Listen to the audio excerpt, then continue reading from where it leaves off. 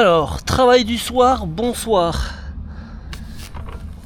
Alors, ici tu as la position pour le cric.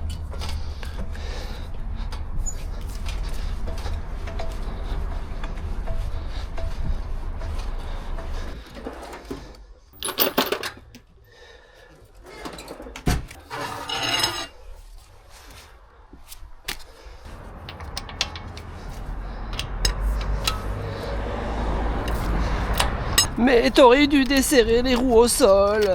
Là tu perds du temps. Si la roue elle tourne avec, oui. Mais là il y a le frein à main électrique.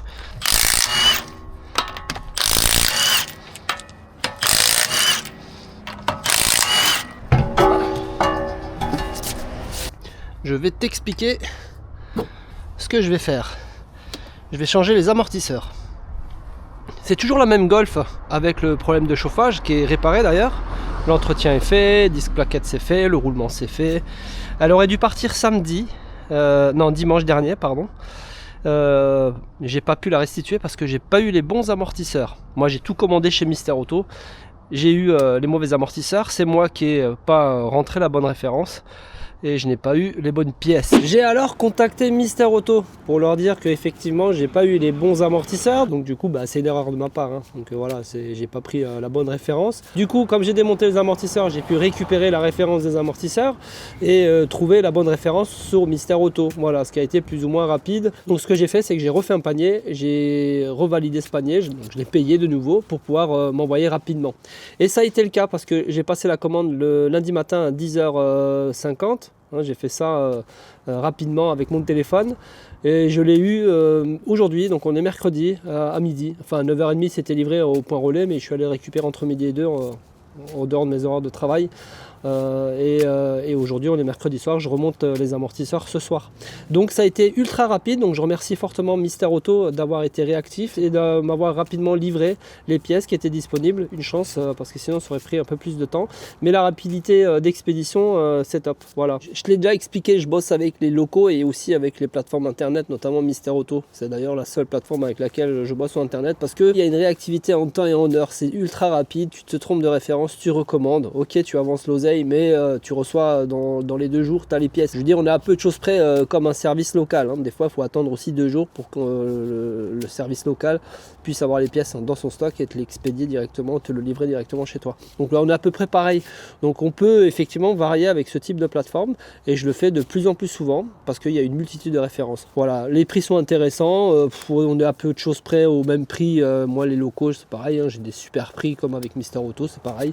Donc ça change pas grand chose, mais je jongle avec les deux, je l'ai déjà expliqué, donc ça me va très bien. Je précise que cette vidéo n'est pas un placement de produit ni un placement commercial ou quoi que ce soit, c'est mon ressenti réel à l'instant T. Ils m'ont vraiment dépanné là, Mister Auto pour le coup, donc je tenais à les remercier de façon naturelle et sincère. Voilà, donc il n'y a pas de placement ou quoi que ce soit, je suis pas payé pour dire ça. Je m'en bats les de toute façon, et si ça va pas, c'est pareil, si ça va pas, je le dis, vous me connaissez. Même si des fois on peut avoir un joint plié en 4 dans une enveloppe, bref, vous pouvez pas m'empêcher. Du coup, les termes sont posés et on va continuer le taf. 2 amortisseurs arrière sur une Golf 7, ça va super bien, il n'y a pas grand chose à faire, tu verras. Bon, là-dessus c'est assez simple, tu enlèves là ton pare-boue qui est vissé avec quelques vis par-ci par-là.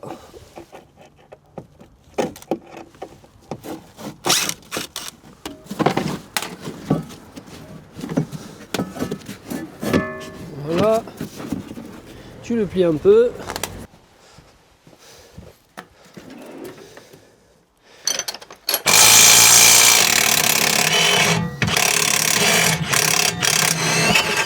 Voilà.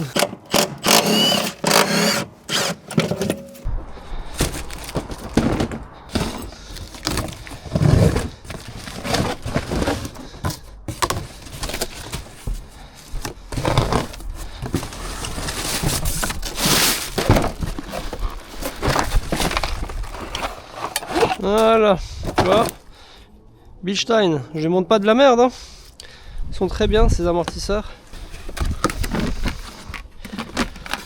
Avec les Rilsan, c'est bien ça.